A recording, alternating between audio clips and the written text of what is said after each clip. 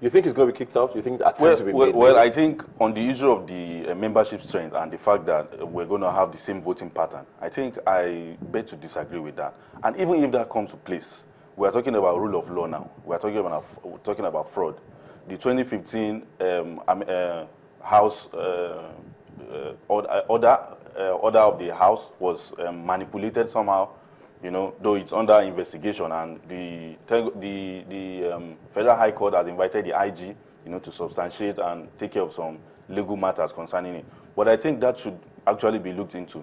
It's a situation where, if established, the perpetration of fraud from those who are making the laws that are meant to curb such frauds. So I think it should really be looked into, and whoever emerges should not really bother Nigerians. It's a party thing now. Let the parties go ahead and do what they know how to do best in the National Assembly. But the major goal now, going forward, is the fact that that fraud must be looked into. If it is established that a fraud was actually committed or perpetrated, I think those that are involved, from the clerk of the National Assembly, all the immediate past members of the functionaries now of the National Assembly, should be brought to book. Yeah. So I think that is going to take care and bring succor to everything. And the issue of the Southeast or kicking Ikorimadu out, well, you see, this argument about taking care of age, geopolitical zone, on ethnicity and all that, people have demonstrated their will in terms of the voting pattern when they had the ability or when they had the capacity to do so. So you saw the voting pattern in the last election. So people should not now come and claim that, well, somebody has come in and he has gotten in, even though there's still a fraud case to be established or yet to be established concerning the issue. So if he's kicked out, now in the House of Representatives, there are two main functionaries, the Deputy Speaker and the Majority Leader, as from the Southwest geopolitical zone, and there's one outstanding zone without any functionary at the House of Representatives. Heavens didn't come down, heaven did fall. So I think it's going to be much more on the side of merit to establish that issue of fraud and take care of it. Yeah, you talk about voting patterns there. I was going to go in, but it's a very sensitive topic. Yes. And I know if I went in there, I would probably talk about it all day. But let's move away now from the National Assembly. Yeah. Okay. And you mentioned fraud, and let's talk about corruption now. And something did come up in the week from the governor of Edo State, I think it was, who said something about him hearing from the trip that he went on to the United States with President Buhari, that a minister was accused of stealing, I think, $6 billion. Yes. Yeah. And a lot of people are trying to understand how, first of all, what ministry controls that amount of money, and what minister was able to move that without notice? Well, first of all, he or she couldn't have moved that without notice. There are a couple of ministries that are capable of moving that kind of money, particularly with oil prices that were high at $100 plus a barrel for about 3.5 years. It's theoretically possible, but I have a problem with that Jamshid over the last 2 months. He started with Okonjo-Iweala on her case on a weekly basis. Now he is talking about this amount of money that is stolen. The problem is that if you're going to make allegations like this, these things are crimes. If you have evidence of crimes being committed, you throw people in front of a judge and you drop the evidence that you have to that judge and have the court determine the extent of the person's culpability. This era of conducting corruption trials or corruption trials in the court of public opinion on newspaper pages and all of that, it has to stop, because you have to have, the system has to work. You can't wake up today and say, oh, Okonjo-Iweala took $1 billion for Jonathan's re-election. Oh, she removed money from ECA without authorization. Oh, 6 billion this. Oh, 6 billion that. It doesn't work. It doesn't work like that. If you have your evidence, by all means, you tender it. And I'm sure that if he did indeed hear that from senior American officials, I'm sure they also have their own evidence. And I'm sure that there should be more cooperation between both governments this time around. And that should be the priority of the APC, if they do have this evidence, to tender it and to stop this. Yeah.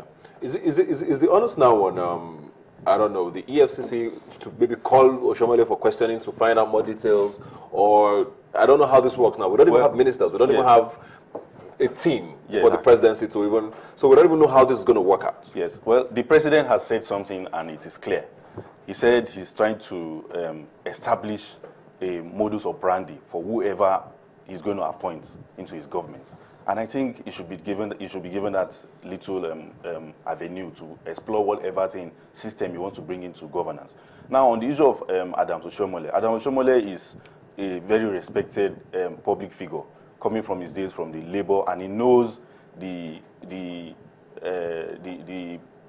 might of alleging somebody without any proof. While he kept alleging them and kept saying all he's saying, they've been defending themselves on the pages of newspaper and the court of public opinion. I think it is good for the polity that Nigerians are aware of what is going on. These are things that were not there before. But there's also the argument that when you keep throwing things out without, like you said, facts. Yes, something is very paramount here that we really need to look at. In the course of the handing over, there was a need for the transition committee of the outgoing and the incoming to meet and all that. They had weeks to do that. Unfortunately, it was done at the eve of the inauguration of the new government. So these things were cropping up. And I don't think for the opposition, for people that have been in opposition for so long, when they discover these things, Buhari has said he's gathering his evidence. And I think that is key.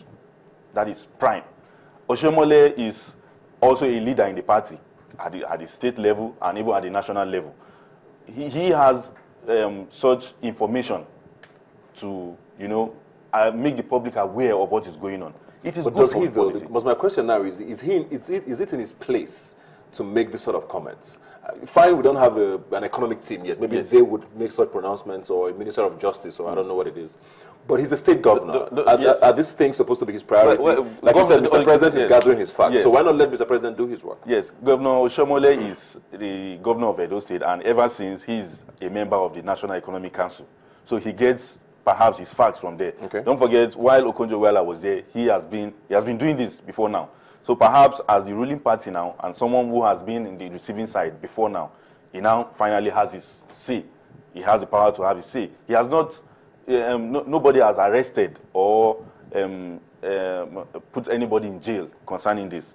It is, I believe, he's trying to express the freedom of, he's doing a kind of freedom of expression, in coming out and letting the public know. Some of these things, don't forget, a lot of people would not be aware, might not even know that these things are going on.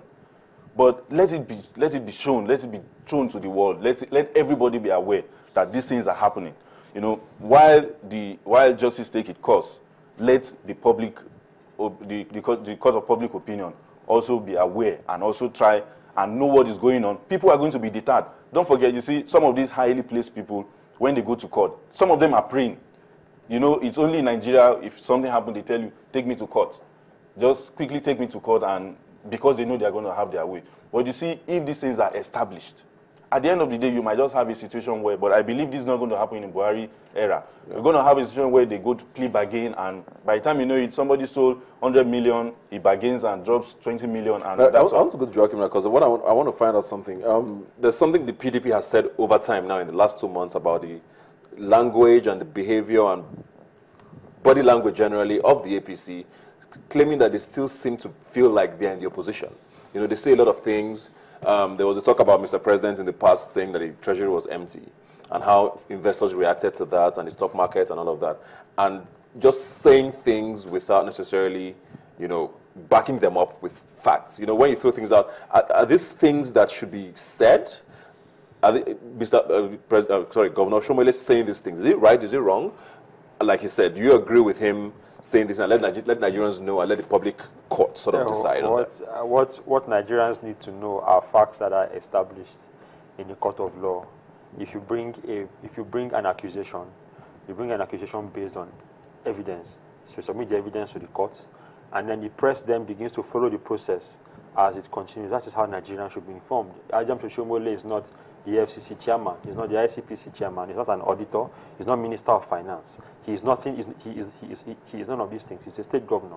And I think that focusing on his #1 problem, which is finishing his tenure as Edo State governor on a high, should be his priority, and then let the EFCC or Minister of Justice, when appointed, take over such cases as they come up.